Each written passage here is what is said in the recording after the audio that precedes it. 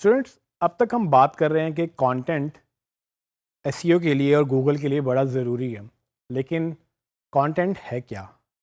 इसको कैसे हम अंडरस्टैंड करें कि कंटेंट क्या है? गूगल गूगल को रैंक करने के लिए कंटेंट की अशद ज़रूरत है। सो Google is hungry for content. ठीक है, गूगल को जब तक कंटेंट नहीं मिलेगा, आपकी एसईओ या आपकी रैंकिंग बेहतर नहीं हो सकेगी। तो सवाल ये है कि कंटेंट क्या है? कंटेंट, जब हम बात करते हैं कंटेंट की, तो हमें लगता ये है कि कंटेंट का मतलब सिर्फ टेक्स्ट है। टेक्स्ट ज़रूर कंटेंट है, लेकिन सिर्फ कंटेंट टेक्स्ट नहीं है। फॉर एग्जांपल, गूगल में जब आप कुछ भी सर्च करते हैं, आपको सबसे पहला रिजल्ट जो नज़र आता है, आमतौर पे वो गूगल की सारी वेबसाइट्स आती हैं जिन पे वो कोई ना कोई वो वर्ड्स लिखे हुए होते हैं जो आप उस पर सर्च करते हैं। तो टेक्स्ट तो बड़ा सिंपल है, लेकिन अक्सर आपने देखा होगा कि गूगल की सर्च में इमेजेस भी आपको मिलते हैं कुछ क्वेरीज के अगेंस्ट। जब भी आप कुछ सर्च करते हैं, कोई क्वेरी जनरेट करते हैं, तो उसके अगेंस्ट कभी आपको इमेजेस भी नज़र आते हैं, कभी आपको वीडियोस भी नज़र आती हैं, और कभी आपको इससे मुख्तलिफ डिफरेंट फॉर्मेट्स नज़र आते हैं। सो कंटेंट क्या है? कंटेंट की चार बड़ी फॉर्मेट्स हैं, चार बड़ी इकसाम कह लें आप उसको, या चार बड़े फॉर्मेट्स उसको आप कह सकते हैं। फॉर एग्जांपल, सबसे पहले तो टेक्स्ट, वो कंटेंट है। अब टेक्स्ट किस तरह का टेक्स्ट? टेक्स्ट में आप इंग्लिश लैंग्वेज में, उर्दू लैंग्वेज में, किसी भी ज़ुबान में अगर आप कुछ लिख रहे हैं, तो वो टेक्स्ट कहलाता है। अब वो टेक्स्ट गूगल इंडेक्स करता है और हर ज़ुबान को गूगल समझता है और उसको वो अपने डेटाबेस में मेंटेन करता है। तो टेक्स्ट एक बड़ा कंटेंट की शक्ल है। लेकिन इसके अलावा कंटेंट इमेज के तौर पे भी काउंट होता है। सो इमेज में क्या क्या आ जाता है? फॉर एग्ज़ाम्पल, अगर आप अपनी या किसी की तस्वीर उतारते हैं, वो भी कंटेंट है। लेकिन अगर आप कोई लोगो डिज़ाइन करते हैं या कोई और इमेज डिज़ाइन करते हैं या आइकन डिज़ाइन करते हैं, वो भी कंटेंट, इमेज की शक्ल में कंटेंट है। और इसी तरह से डिफरेंट तरह से जो भी आपको विजुअली नज़र आ सकता है, जो आप देख सकते हैं, ऐसा कोई डिज़ाइन, वो सब कंटेंट की एक डिफरेंट फॉर्म है और उसको हम इमेजेस में कैटेगराइज कर सकते हैं कि इमेज कंटेंट गूगल इंडेक्स करता है और वो इमेज किसी भी तरह का हो सकता है। इसी तरह से अगर कंटेंट और ऑडियो को मिक्स कर दें, इमेज कंटेंट और ऑडियो को मिक्स कर दें, तो आप वीडियो की शक्ल में आपको एक नया फॉर्मेट मिलता है जिसमें आप चीज़ें देख भी सकते हैं, उसमें सुन भी सकते हैं, और कहीं ना कहीं वीडियो में आप कुछ पढ़ भी सकते हैं। तो वीडियो एक डिफरेंट फॉर्मेट है, और गूगल वीडियो को ना सिर्फ इंडेक्स करता है, बल्कि गूगल के पास यूट्यूब की शक्ल में पूरा एक प्लेटफॉर्म मौजूद है जो गूगल वीडियो कंटेंट वहाँ पे होस्ट करता है। इसके अलावा एक जो चौथी फॉर्म है कंटेंट की, वो है ऑडियो। सो ऑडियो की शक्ल में गूगल के पास काफ़ी सारा कंटेंट अवेलेबल है। कोई गूगल के पास ऐसा स्पेसिफिक प्लेटफॉर्म नहीं है, लेकिन अगर आप म्यूज़िक देखें या अपनी रिकॉर्डिंग देखें, या किसी भी तरह से अगर कोई लेक्चर आप सुन रहे हैं या आप चलते हुए कोई गाना सुन रहे हैं, ये सारी चीज़ें ऑडियो कंटेंट की शक्ल में गूगल के पास इंडेक्स होती हैं, और आप उसको सर्च कर सकते हैं। डिपेंडिंग ऑन कि आपकी सर्च क्वेरी क्या है, गूगल उसके मुताबिक आपको रिजल्ट्स दिखाता है। तो गूगल की कोशिश ये है कि वो इन डिफरेंट फॉर्मेट्स के कंटेंट को इंडेक्स करे, मेंटेन करे, ऑप्टिमाइज करे, और जब कोई इसको सर्च करे वो उसको दिखाए भी। लेकिन इसमें बहुत सारी चीज़ें और भी हैं जो कंटेंट के अंदर शुमार होती हैं। फॉर एग्ज़ाम्पल, आपने कभी गूगल मैप्स यूज़ किए हैं?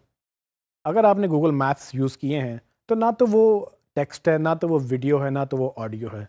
वो एक डिफरेंट तरह का कंटेंट है जो गूगल अपने पास होस्ट करता है, उसको ऑप्टिमाइज़ करता है, और जब आप सर्च करते हैं तो वो उसको रिजल्ट्स में शो भी करता है। तो गूगल मैप्स में कंटेंट क्या है? बेसिकली आपकी जीपीएस लोकेशन, जो ग्लोबल पोजिशनिंग सिस्टम के तहत आपका मोबाइल डिवाइस या आपके पास कोई जीपीएस डिवाइस होती है, उसके तहत जो अपनी आप लोकेशन गूगल को फीड करते हैं कि आप कहाँ जा रहे हैं, कहाँ से आ रहे हैं, और आप इस वक्त कहाँ खड़े हैं, गूगल ये सारी इन्फॉर्मेशन रिकॉर्ड करता है। और उसके बाद गूगल मैप्स की शक्ल में एक पूरा डेटाबेस मौजूद है जिस पे वो सारी इन्फॉर्मेशन आप मैप कर सकते हैं। सो अगर आप अपने गूगल अकाउंट में लॉगिन करें, तो आप अपने गूगल मैप्स में अपनी अक्सर हिस्ट्री भी देख सकते हैं। अगर आपने अपने मैप्स की हिस्ट्री ऑन की हुई है, तो आप ये देख सकते हैं कि आपको गूगल ने कहाँ कहाँ पर ट्रैक किया था, और ये सारा एक तरह से कॉन्टेंट है जो कि आप गूगल के पास देख सकते हैं। तो फॉर एग्ज़ाम्पल, यहाँ से आपने लाहौर से कराची जाना है, और आप गूगल में सर्च करें कि लाहौर टू कराची, तो गूगल आपको डिफरेंट रिजल्ट्स दिखाएगा जिसमें मैप्स की भी एक फॉर्म होगी। इसी तरह से जैसा कि मैंने पहले बताया कि कंटेंट में टेक्स्ट आता है, लेकिन टेक्स्ट में डिफरेंट ज़ुबानें हैं। आप गूगल ट्रांसलेट के नाम से गूगल की एक और प्रोडक्ट है जिसमें वो हर तरह की ज़ुबान का एक उसने डेटाबेस बनाया है। अगर आप उर्दू में कुछ लिखें तो आप उसका इंग्लिश में मतलब जान सकते हैं। अगर आप इंग्लिश में कुछ लिखें तो उसका आप उर्दू में मतलब जान सकते हैं। और इसी तरह से आप एक ज़ुबान से दूसरी ज़ुबान, तकरीबन गूगल के पास काफ़ी ज़ुबानें हैं, आप एक ज़ुबान से दूसरी ज़ुबान में आलमोस्ट हर तरह से ट्रांसलेशन कर सकते हैं। वो हर वक्त परफेक्ट नहीं होती, लेकिन वो काफ़ी हद तक बेहतर है। और ये एक डिफरेंट तरह का कंटेंट है जो गूगल के पास मौजूद है, और गूगल इसको यूटिलाइज़ भी करता है और आपको शो भी करता है। इसके अलावा एक और चीज़ जो गूगल कंटेंट के शक्ल में अपने पास रखता है, वो है आपकी पर्सनल डिटेल्स। तो फॉर एग्ज़ाम्पल, आप कैलेंडर यूज़ करते हैं अपना स्केड्यूल मेंटेन करने के लिए, कौन सा इवेंट है, कहाँ जाना है, कहाँ से आना है, किसके साथ मीटिंग है, कब मीटिंग है, आप पूरा दिन अवेलेबल हैं या नहीं।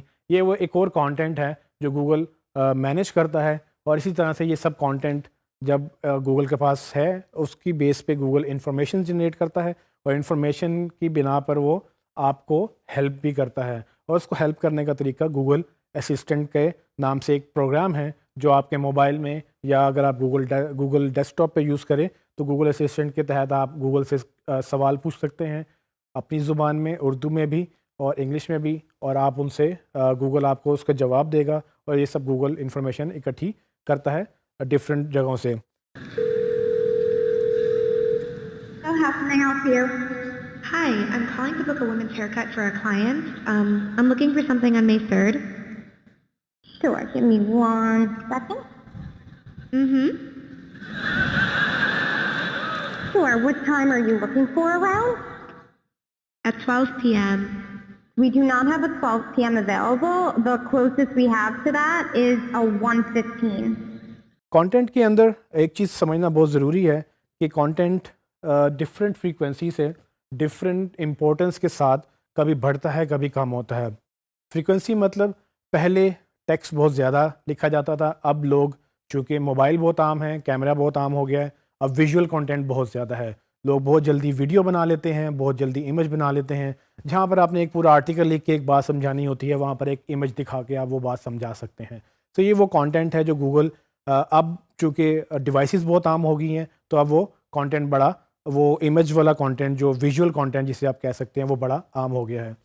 इसके ऊपर एक जो नई चीज़, जो नई फॉर्मेट कंटेंट की वो इंट्रोड्यूस हो रही है, वो है ऑडियो कंटेंट। अब चूँकि लोग मसरूफ़ बहुत हैं और डिवाइसेस सबके पास हैं, बजाय इसके कि आप टाइप करके गूगल पे कुछ सर्च करें, लोग अब बोल के सर्च करते हैं। सो वो वॉइस बेस्ड कंटेंट जो कि ऑडियो कंटेंट है, वो बड़ा ज़्यादा ग्रो कर रहा है, और उस कंटेंट के अगेंस्ट उसकी सर्विसेज भी ग्रो कर रही हैं। तो जो गूगल भी चाहता है कि जब कोई वॉइस से सर्च करे तो उसको गूगल एग्जैक्ट रिज़ल्ट दे, और उस रिज़ल्ट लाने के लिए एक वॉइस एसईओ के नाम से मज़ीद एक नई सर्विस खड़ी हो गई है, जो चूँकि गूगल आपको एक नई यूटिलिटी दे रहा है, एक आपको नई सलाहियत दे रहा है, उसकी बेस पे जो बिजनेसेस हैं वो अपनी ऑप्टिमाइजेशन भी कर सकते हैं, क्या, ताकि अगर कोई ऑडियो में सर्च करे तो उनको वो मिल भी जाए।